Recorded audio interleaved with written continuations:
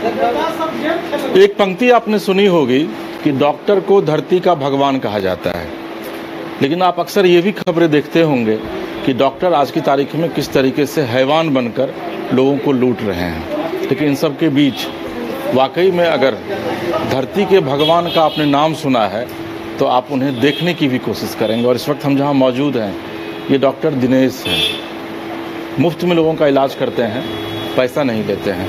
और देखिए, उन्होंने विधिवत बोर्ड लगा रखा है कि कृपया फीस देने का कष्ट न करें।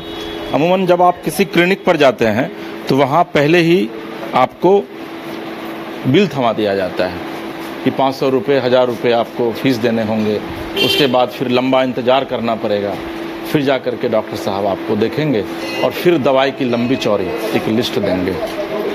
लेकिन दिनेश जी ऐसा नहीं करते हैं। दिनेश जी देखते हैं मरीजों को, फीस नहीं लेते हैं और दवाई भी मुफ्त में देते हैं। तो वाकई में आप कहेंगे कि डॉक्टर धरती के भगवान होते हैं। अब 82 साल की उम्र में आखिर दिनेश जी ऐसा क्यों करते हैं? आखिर यहाँ के लोग दिनेश जी को भगवान क्यों मानते हैं? हमारे साथ बात करने के लिए मौजूद हैं दिनेश जी। दिनेश जी, जब आप डॉक्टरी की पढ़ाई पढ़ रहे होंगे तो ये उसमें लिखा जाता है कि डॉक्टर जो है वो सेवा भाव ले करके मरीजों की सेवा करता है, इसीलिए धरती का दूसरा भगवान माना जाता है। आखिर ये सेवा भाव आपके भीतर कहाँ से आया? मेरे पिताजी अंग्रेज के पीरियड में ज़मींदार थे और उन्हीं की समझिए कि जीन, उनका ही जीन मेरे में आ गया।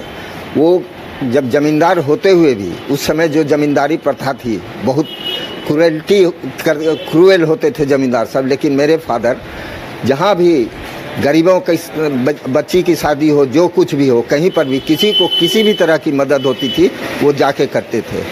और यही परंपरा को मैंने निभाया है। और जब मैं होश संभाला तो जब बाबूजी के बारे में सुनता था तो हमको लगता था कि हमको भी। और मैंने अपने जीवन में बहुत से गरीब को देखा है जो पैसे के बिना इलाज के नहीं कराने के कारण मर जाते थे। आकस्मिक मौत हो जाती थी उन लोगों। उसी समय मेरे मन में ये विचार आया कि मैं जब अपना प्रैक्टिस पढ़ाई पूरा कर लूँगा डॉक्टरी की, तो मैं गरीबों की सेवा करने के लिए ही अपने को समर्पित करूँगा। और उसी समय से मैं आज 40 वर्ष हो गया, 42 वर्ष करीब प्रैक्टिस करते हुए आज तक जितने भी इलाका में घर है, चाहे रात हो, बरसात हो, जाड़ा हो, धूप हो, घर पर भी जाते हैं तो फीस हम आज तक किसी पैसे एक पैसा नहीं लिए हैं। यहाँ जितना प्रिस्क्राइब करते हैं सब फ्री में करते हैं। हाँ, जिसको ज़रूरत होती है दवा की, जो बोलता है नहीं हमको यहाँ से ही दवा दीजिए, तो मैं दवा बना के देता हूँ। उसमें भी उसका मैक्सिमम चार्ज 100, उससे ज़्यादा चार्ज आज तक मैंने नहीं लिया है जीवन में। और ये मेरी भावना अभी तक है। और जो पेशेंट लोग आते हैं मैं उनसे कहता हूँ कि आप लोग को जितना लाभ लेना है ले लीजिए। और मेरे जाने के बाद तो शायद आप लोग को इस तरह का कोई मिलेगा।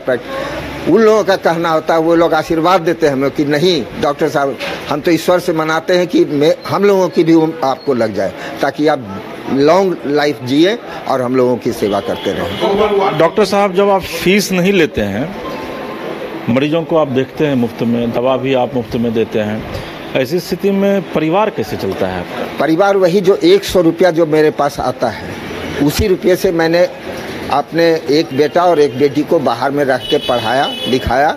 आज मेरी बेटी बद्दी हिमाचल प्रदेश में जॉब कर रही है, MSc मेडिकल माइक्रो करके, और उसके हस्बैंड भी वहीं पर जॉब कर रहे हैं।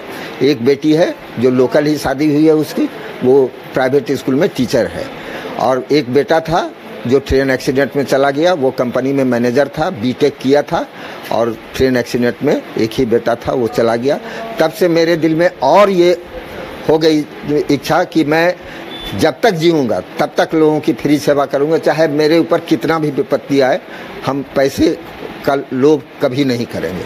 डॉक्टर साहब, किन किन चीज़ों का इलाज करते हैं और किस तरीके के मरीज आपके पास आते हैं? मेरे पास बच्चे से लेके बूढ़े तक कितना है, ऐसा मरीज आया है मेरे पास जो कि दिल्ली से इलाज करा के थक गया और यहाँ आया और वो ठीक हुआ। इसीलिए वो लोग, मेरा नाम जो है बहुत जगह, उरैन से, धनौरी से, बांका से, भागलपुर से, मुंगेर से, कोरोना पीरियड में जबकि सारे डॉक्टर अपना क्लिनिक बंद कर दिए थे। एक मैं ही इस जिले में था जो कि पूरा कोरोना पीरियड में एक भी दिन क्लिनिक मेरा बंद नहीं हुआ और मैं पेशेंट का इलाज करते चला गया। डॉक्टर साहब, ये जो सेवा के विषय में कहा जाता है, गीता में भी कहा गया है कि सेवा परमो धर्म, सेवा ही धर्म है। तो ये सेवा आप अपने जीवन के आखिरी पड़ाव तक करते रहेंगे? आखिरी पड़ाव तक करेंगे। जब तक मैं सक्षम हूँ लोगों का इलाज करने में, तब तक मैं सक्षम। जब तक मेरी अंतिम सांस नहीं निकल जाती है तब तक मैं सेवा करता रहूँगा। चलिए, वार्ड काउंसिलर भी रहे, मेरी वाइफ भी वार्ड काउंसिलर रही और मैं भी रहा, लेकिन एक पैसा बिना माइक बैनर पोस्टर का मैं सिर्फ नॉमिनेशन दिया और पूरा कैंपेन कर दिया घर घर जाके और मैं जीता। एक पैसा मैं इलेक्शन में खर्च नहीं किया। अक्सर आप सुनते होंगे कि सेवा कीजिए आप, क्योंकि अगर सेवा करते हैं तो निश्चित तौर पर ईश्वर की कृपा आप पर बरसेगी। और ये कहा भी गया है कि नर सेवा ही नारायण सेवा है। और डॉक्टर साहब जिस तरीके से लोगों की सेवा कर रहे हैं और इनके अंदर जो सेवा भाव है, उसको देखते हुए सिर्फ हम इतना कह सकते हैं कि अगर वाकई में अपने नारायण को कहीं नहीं देखा है तो आप यहाँ आइए, शायद हो सकता है कि डॉक्टर दिनेश के भीतर आपको नारायण का दीदार हो जाए। मुंगेर से अपने सहयोगी हीरा के साथ SK राजीव, न्यूज़ 22 इसको।